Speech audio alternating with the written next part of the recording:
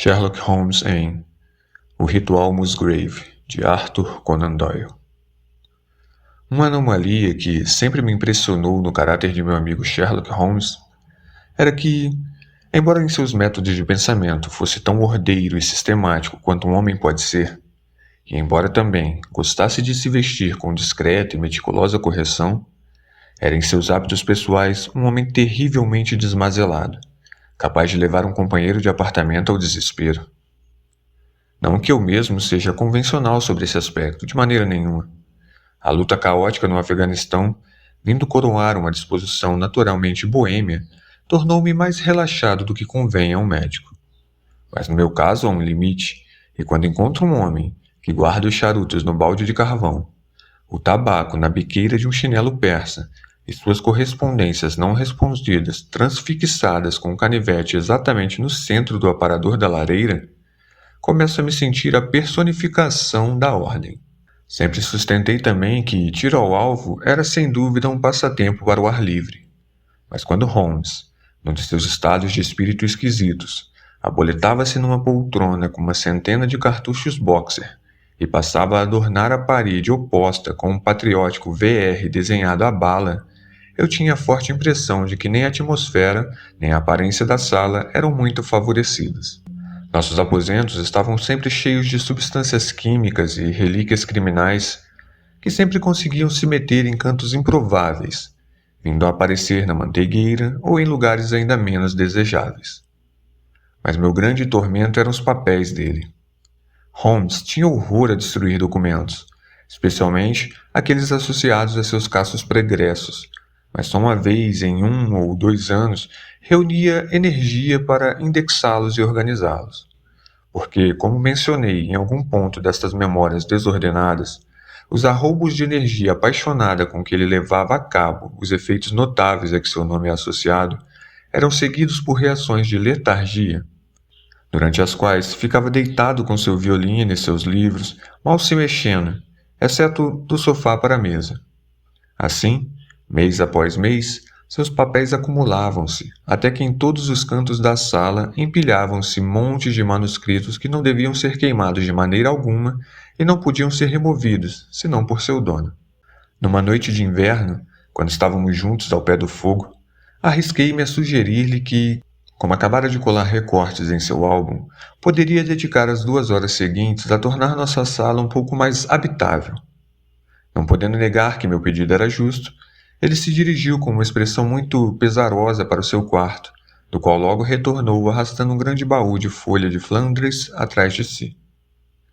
Colocou-o no centro da sala, sentou-se num tamborete diante de si e abriu a tampa. Pude ver que uma terça parte do baú já estava cheia de papéis atados a uma fita vermelha em diferentes maços. Há um bom número de casos aqui, Watson, disse ele, lançando-me um olhar malicioso. Acho que, se você soubesse tudo que tenho nesta caixa, me pediria para tirar algumas coisas daqui ao invés de guardar outras. Então esses são os registros de seus primeiros trabalhos? Perguntei. Muitas vezes desejei ter anotações desses casos. Isso mesmo, meu rapaz. Todos esses casos foram investigados prematuramente, antes que meu biógrafo aparecesse para me glorificar. Ergueu maço após maço de uma maneira terna e acariciante. Nem todos foram bem-sucedidos, Watson, disse. Mas há alguns probleminhas muito interessantes entre eles. Aqui está o registro do assassinato de Tarleton, e o caso de Van Barry, o negociante de vinhos, e a aventura da velha russa, e o singular caso da muleta de alumínio, bem como o relato completo do caso de Ricolete do pé deformado e sua abominável mulher. E aqui, vejam só, há algo de realmente um pouco inusitado. Enfiou o braço no fundo do baú e pescou uma caixinha de madeira de tampa corrediça, como as usadas para guardar brinquedos de crianças.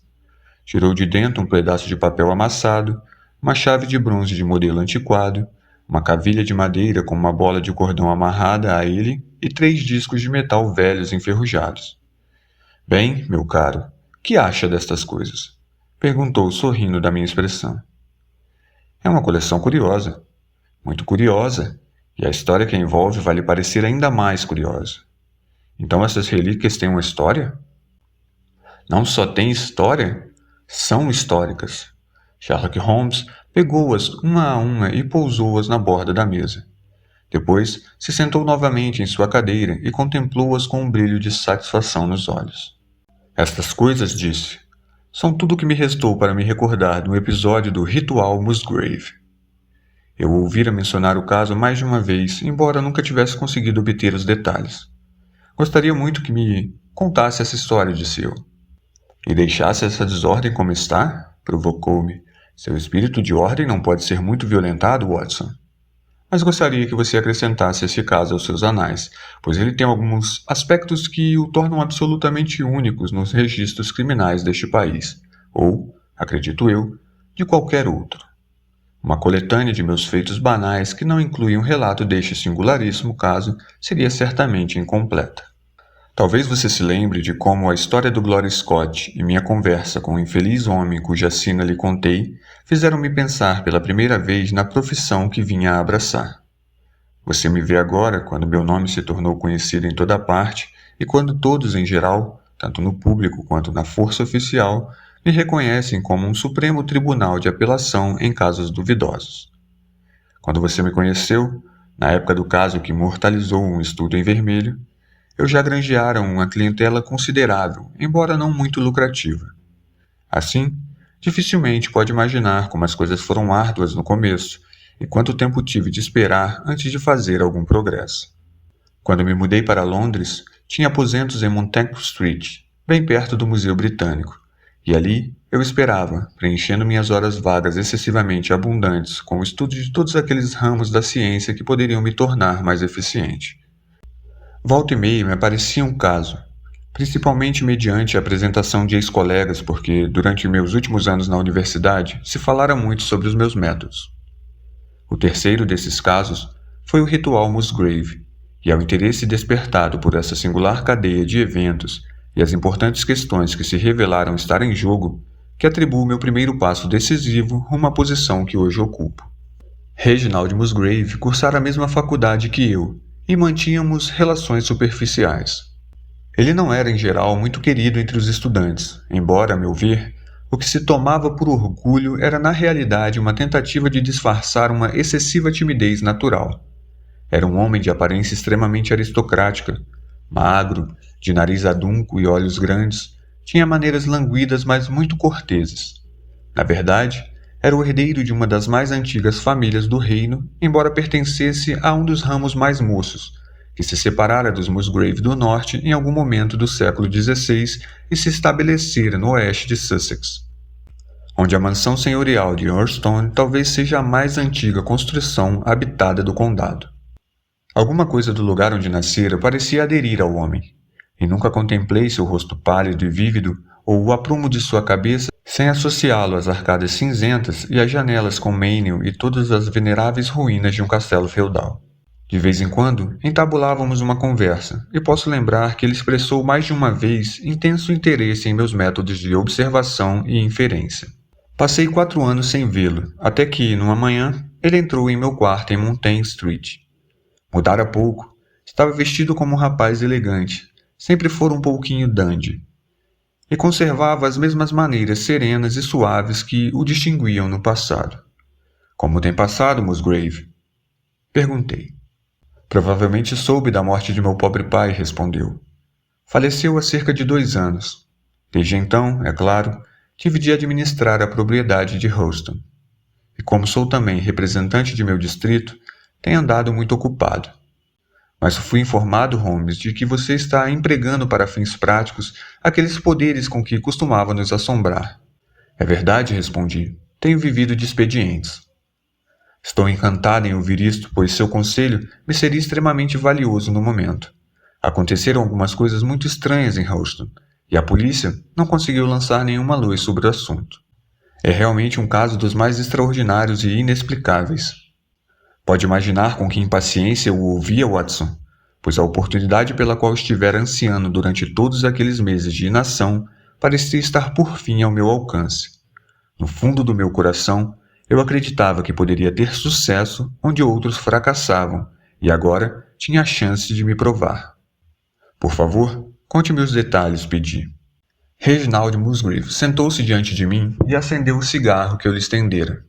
Precisa saber, disse, que, embora solteiro, tenho de manter uma criadagem considerável em Huston, pois é uma casa antiga e espalhada que requer muito serviço. Tenho também uma reserva de caça, e nos meses de fazão geralmente recebo um grupo de convidados de modo que não posso ter poucos empregados. Ao todo são 8 criadas, a cozinheira, o mordomo, 2 lacaios e um mensageiro. O jardim e as cocheiras, é claro, têm um pessoal à parte. Desses criados, o que estava mais tempo a nosso serviço era Brunton, o mordomo. Ele era um jovem mestre-escola desempregado quando meu pai o admitiu. Homem de grande energia e caráter, logo se tornou indispensável na casa. Era bem educado, elegante, com uma esplêndida fronte, e embora tenha passado 20 anos conosco, ainda não pode ter mais de 40. Agora, com suas qualidades pessoais e seus talentos extraordinários, pois fala várias línguas e toca praticamente todos os instrumentos musicais, é assombroso que tenha se contentado por tanto tempo com semelhante posição. Mas suponho que a considerava confortável e não tinha energia para promover nenhuma mudança. O mordomo de Houston é sempre lembrado por todos que nos visitam. Mas esse mordomo tem um defeito.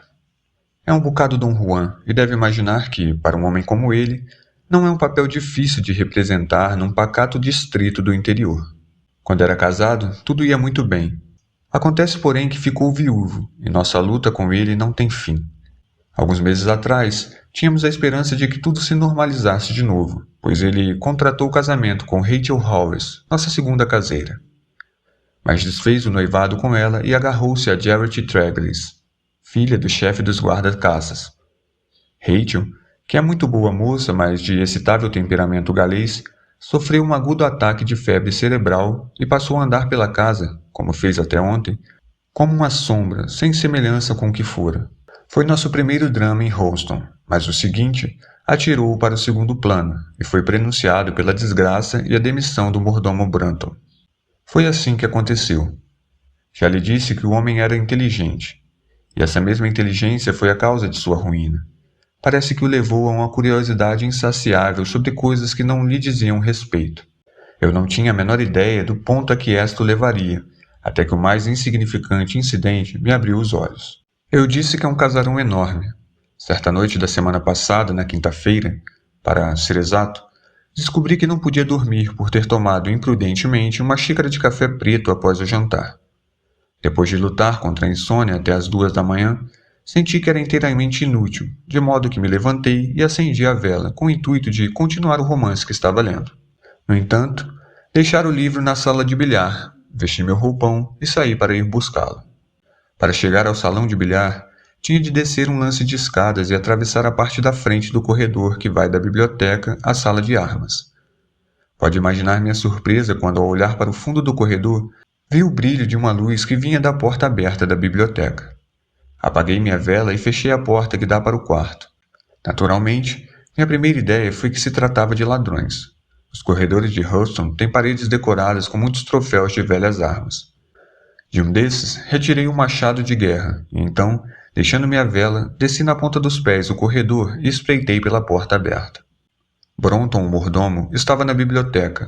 Achava-se sentado numa cadeira de repouso completamente vestido, com uma tira de papel que parecia um mapa nos joelhos e a fronte mergulhada na mão. Fiquei mudo de espanto observando-o da escuridão. Uma pequena vela na borda da mesa derramava uma luz fraca, mas o suficiente para mostrar que estava totalmente vestido.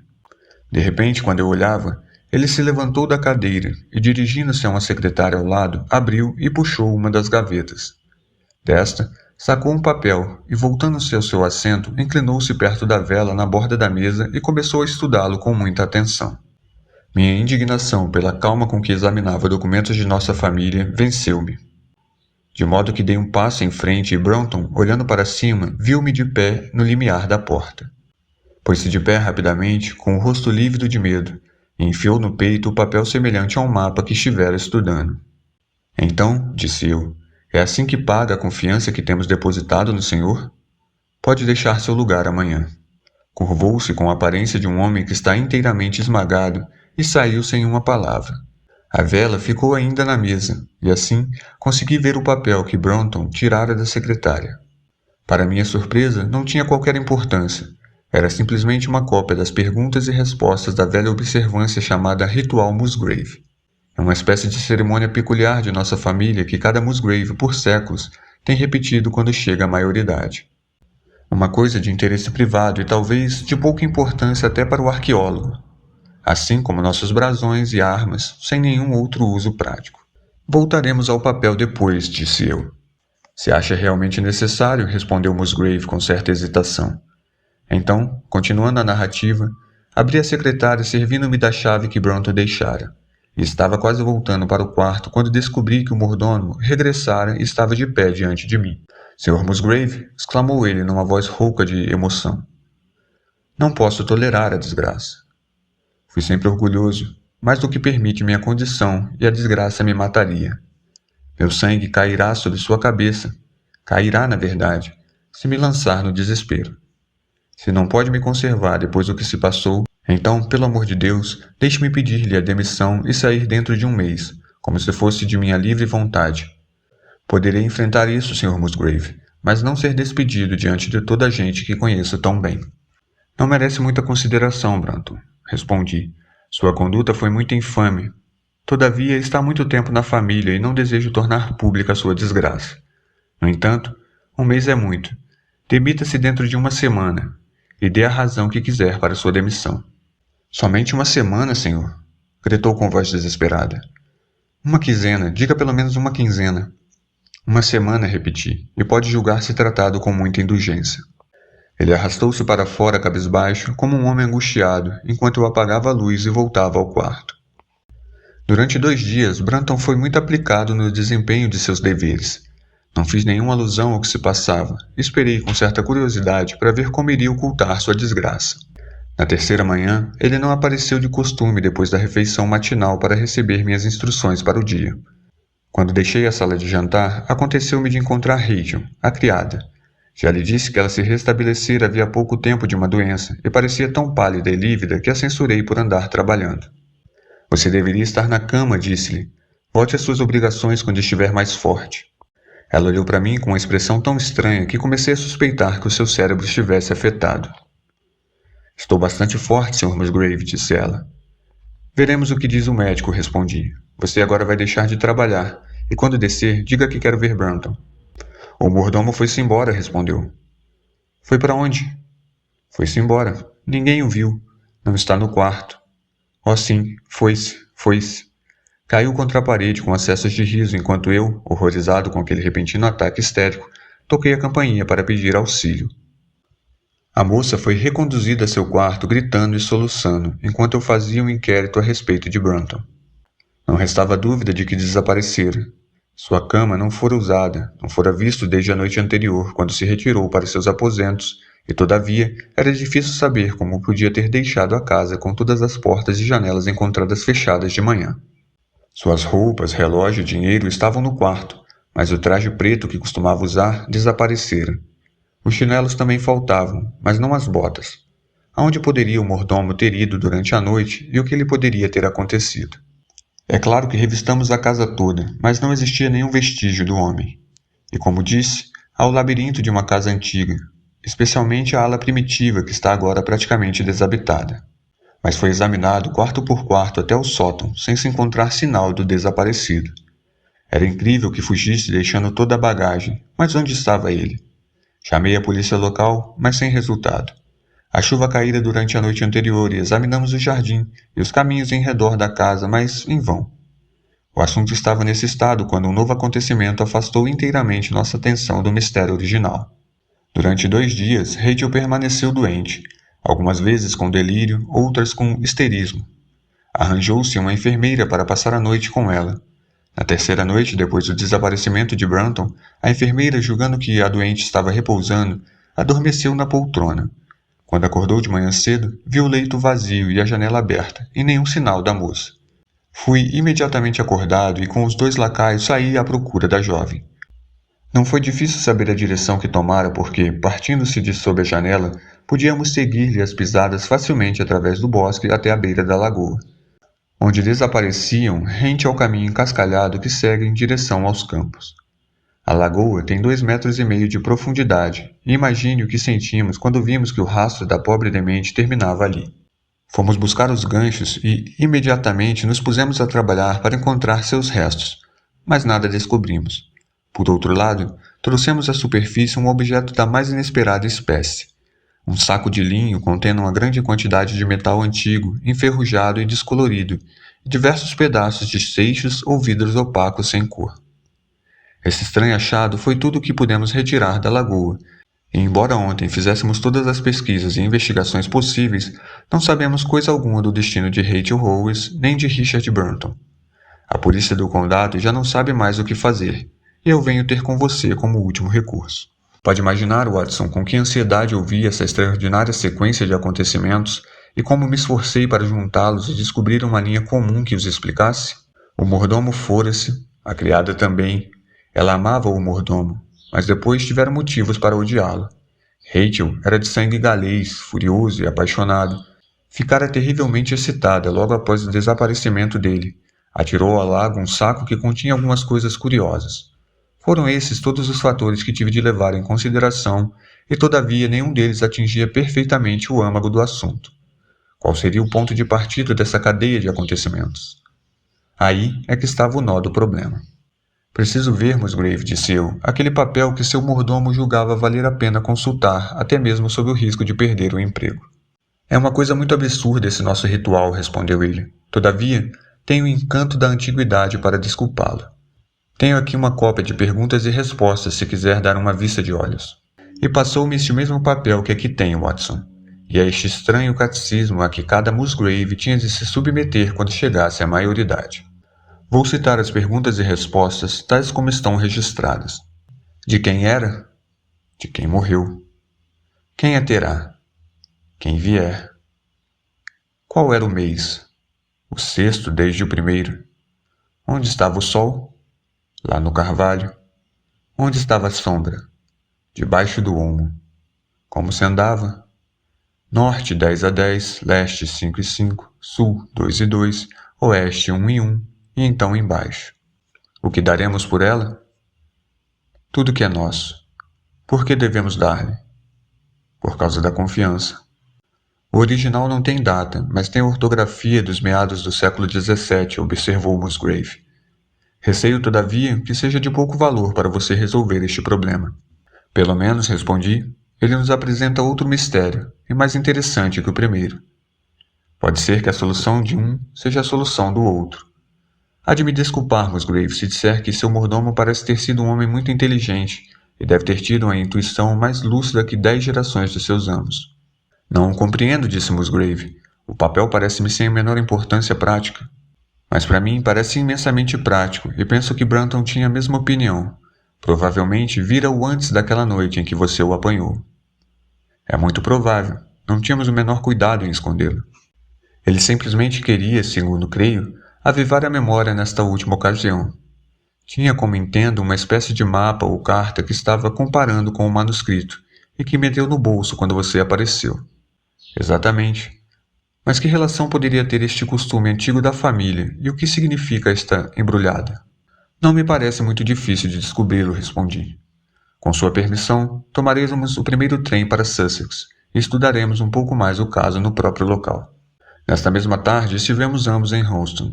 Possivelmente você já viu retratos e leu descrições dos famosos edifícios antigos. Portanto, limitar-me-ei a dizer que é uma construção em forma de L, sendo o braço mais comprido a parte mais moderna e o curto, o núcleo antigo de onde o outro partiu. Embaixo, sobre a pesada porta com verga, no centro dessa parte antiga, está esculpida a data 1607. Mas os peritos concordam que as obras de madeira e de pedra são realmente muito mais antigas. As paredes bem grossas e as janelas estreitas desta parte da casa tinham impelido a família para o edifício da ala nova, e a velha servia então de armazém e de adega, quando era preciso. Um esplêndido parque com um bonito bosque antigo rodeava a casa, e o lago, a que meu cliente fizera referência, ficava perto da alameda, a cerca de 180 metros do edifício. Eu já estava firmemente convencido de que não havia 3 mistérios isolados, mas um só, e que se pudesse ler corretamente o ritual Musgrave, teria na mão um indício que me levaria à verdade. tanto no que se referia ao mordomo Brunton, como à criada Rachel Walls. A esse, então, dediquei todas as minhas energias. Por que estaria ansioso esse criado por decifrar aquela velha fórmula?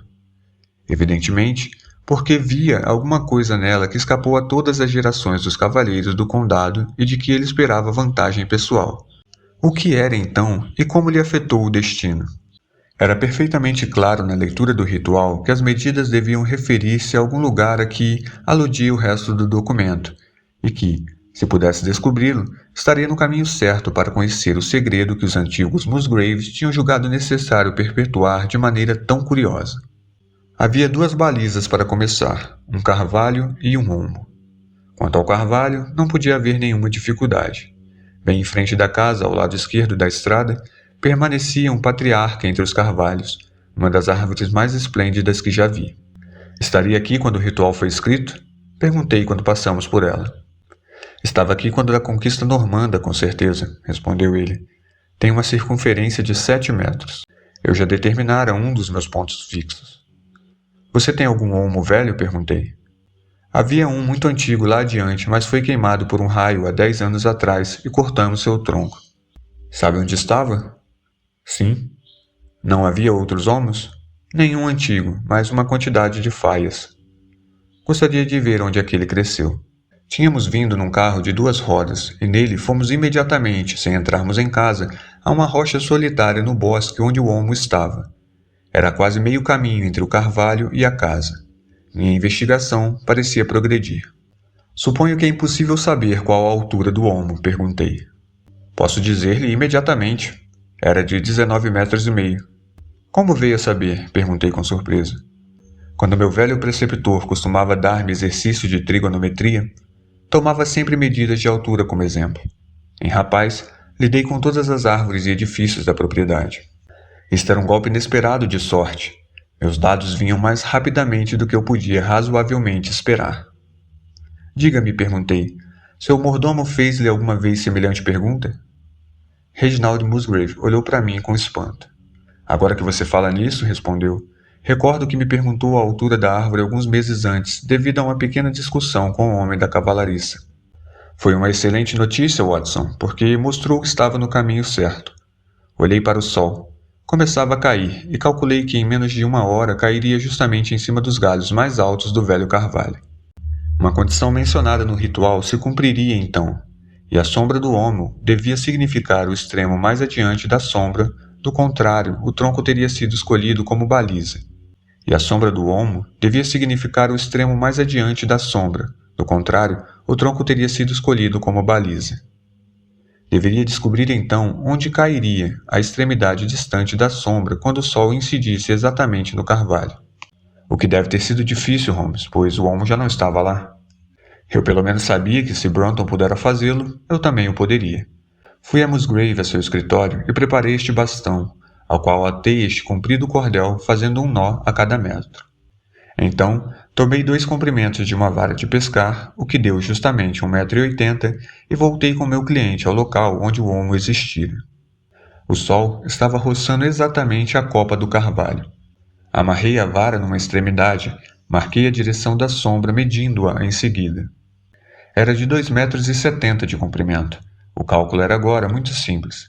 Se uma vara de 1,80 m projeta uma sombra de 2,70 m, uma árvore de 19,5 metros projetaria uma sombra de 29 metros e a linha de uma seria, por certo, a linha de outra.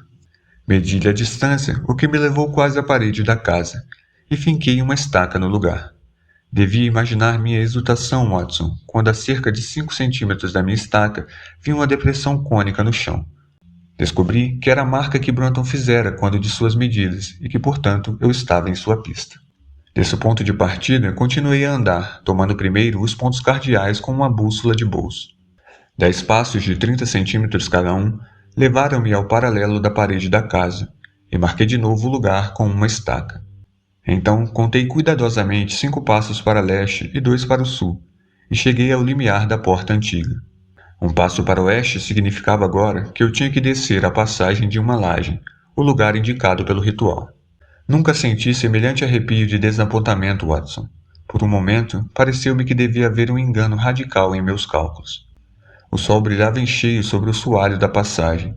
Pude ver que as pedras com que era pavimentado, cinzentas e gastas pelas pisadas, estavam firmemente unidas por cimento e certamente há muitíssimos anos não eram removidas.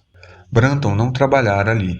Bati no chão, mas por toda parte soava o mesmo ruído, e não havia nenhum sinal de fenda ou greta.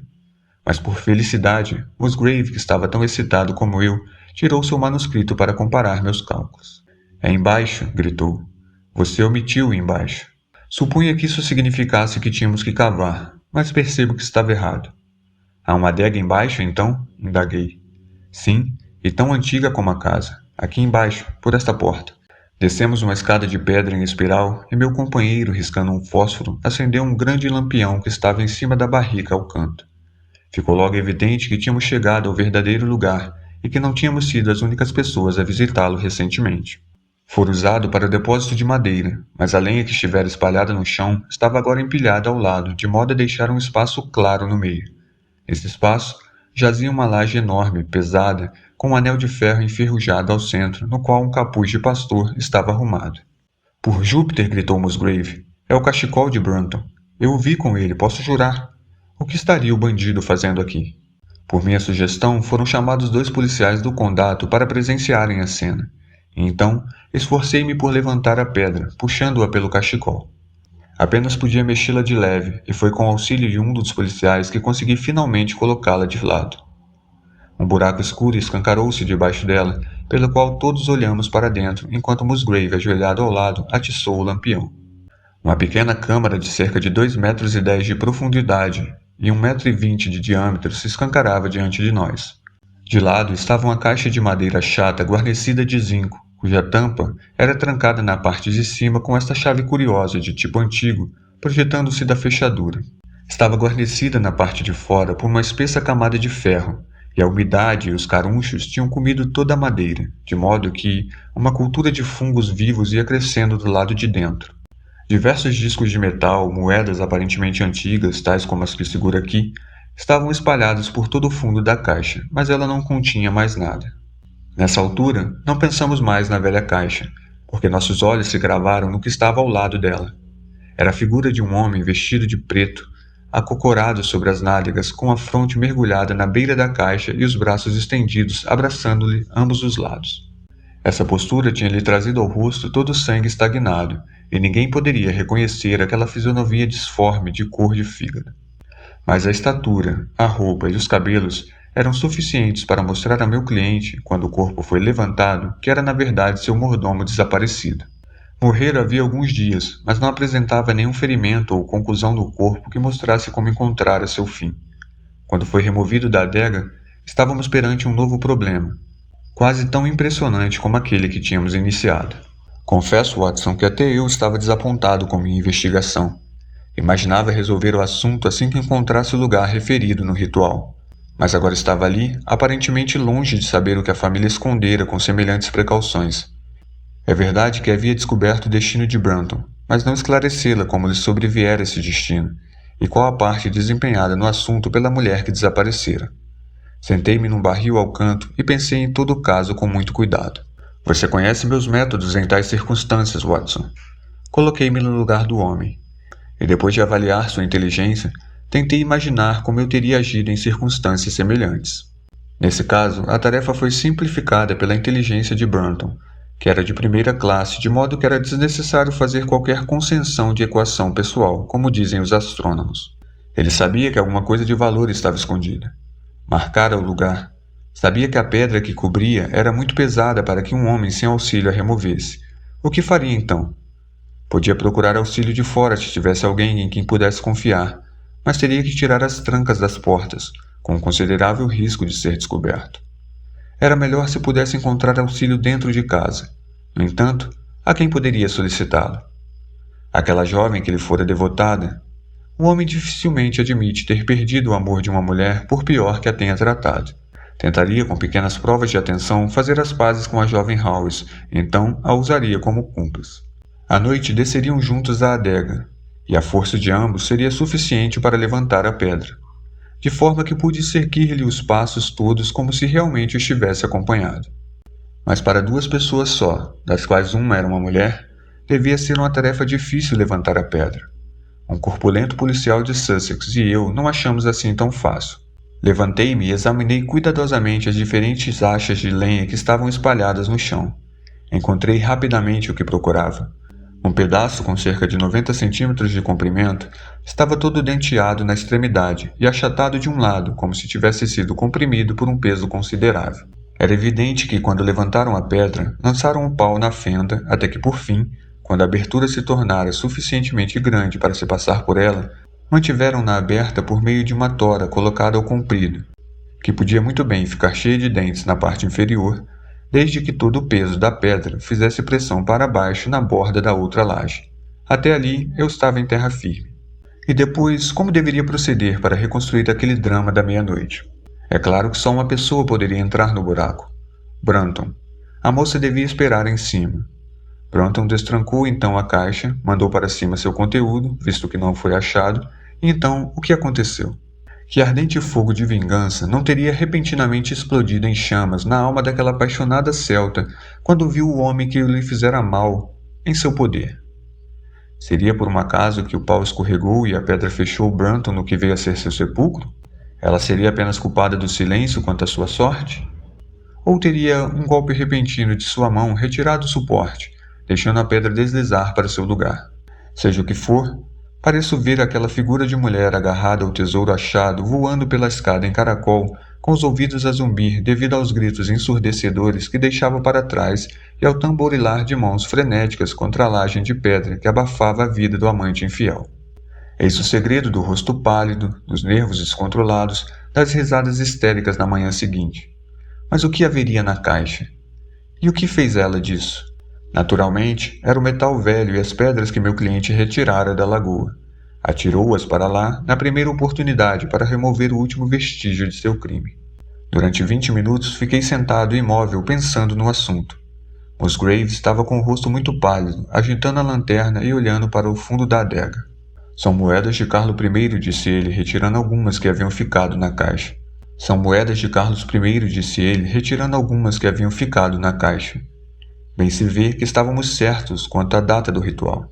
Podemos encontrar qualquer coisa a mais de Carlos I, disse eu, quando o significado provável das duas primeiras perguntas do ritual me irrompeu de repente. Deixe-me ver o conteúdo do saco que pescou no lago. Subimos ao seu escritório e ele espalhou os restos diante de mim. Ao olhá-los, compreendi que poderiam ser considerados de pouca importância, pois o metal estava quase preto e as pedras sem brilho. Esfreguei uma delas em minha manga e brilhou imediatamente como uma centelha na concha de minha mão. O metal tinha a forma de um anel duplo, mas fora muito retorcido, alterando-se assim sua forma original. Você deve recordar-se, disse eu, que os partidários do rei mantiveram-se na Inglaterra mesmo depois da morte do rei, e que quando por fim fugiram, deixaram provavelmente muitas de suas preciosas posses sepultadas com a intenção de vir buscá-las em épocas mais pacíficas. Meu antepassado, o Sr. Ralph Musgrave, era um cavalheiro e o braço direito de Carlos II, disse meu amigo. Ah, muito bem, respondi. Suponho que agora temos realmente o último elo de que precisávamos. Ah, muito bem, respondi. Suponho que agora temos realmente o último elo de que precisávamos. Devo felicitá-lo por entrar na posse, ainda que de maneira muito trágica, de uma relíquia de grande valor intrínseco, mas ainda de maior importância como curiosidade histórica. Qual é, então? Perguntou com espanto. Nada menos que a antiga coroa dos reis da Inglaterra. A coroa? Precisamente. Considere o que diz o ritual. De quem era? De quem morreu. Foi depois da execução de Carlos I. Então de quem será? De quem vier. Trata-se de Carlos II, cujo advento já era previsto. Creio que não pode haver dúvidas de que este diadema arruinado e já sem forma coroou um dia a fronte dos reais Stuarts. E como veio parar aqui? Como ficou escondido? Essa é uma pergunta que levará algum tempo a responder. Então, expliquei toda a longa cadeia de hipóteses e provas que construíram.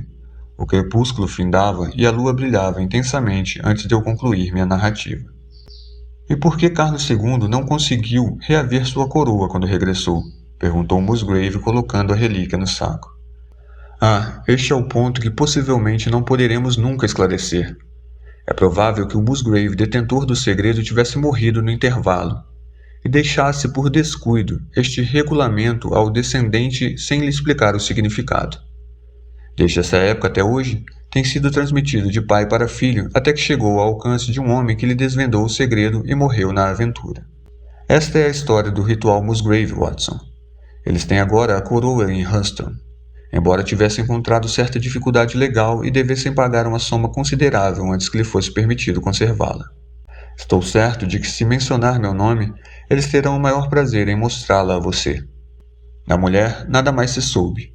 É provável que houvesse deixado a Inglaterra, levando a recordação de seu crime para além mar. Fim.